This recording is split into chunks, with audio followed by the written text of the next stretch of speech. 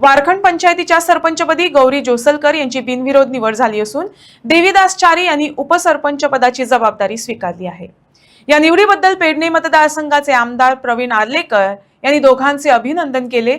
जनतेच्या विकास आणि कल्याणासाठी समर्पित कार्य करण्यासाठी दोघांनाही यशस्वी कार्यकाळाच्या त्यांनी शुभेच्छा देत स्थानिक प्रशासन अधिक बळकट होईल असा विश्वास व्यक्त केला। सगळ्यांक तुमका नमस्कार।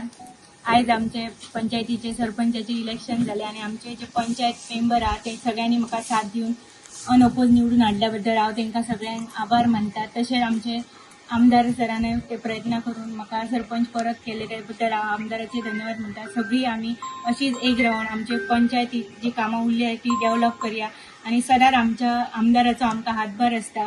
चडशी आमची डेव्हलपमेंटची कामां ही आमदाराच्या सहकार्यान जाल्ली आणि हेच्या फुडें जातली, कित्याक जे आमचे पेडण्याचे आमदार आहात सदांच एक विकासाची धार घेवन फुडें सरतात आणि अशें तांकां विकास पुरूश सुद्दां म्हटल्यार खंय फाटी पडचे ना, कित्याक ह्या 5 वर्सांत इतली कामां जाल्ली तर म्हाका दिसता फाटल्या 20-25 वर्सांत सुद्दां जावंक ना की ह्या 5 वर्सांत डेव्हलपमेंटाची खुबशी कामां जाल्ली आहात। तशीच कामां एम्प्लॉयमेंट सुद्दां ऑपॉर्च्युनिटी लोकांक चडशे मेळ्ळ्यात। अशेंच तेंचो आमकां सगळ्यांक पाठिंबा आसतलो आणि आमी बी तांकां अशीच साथ दितले। इतलें हांव सांगता आणि म्हाजे 2 उतरां सोंपयता।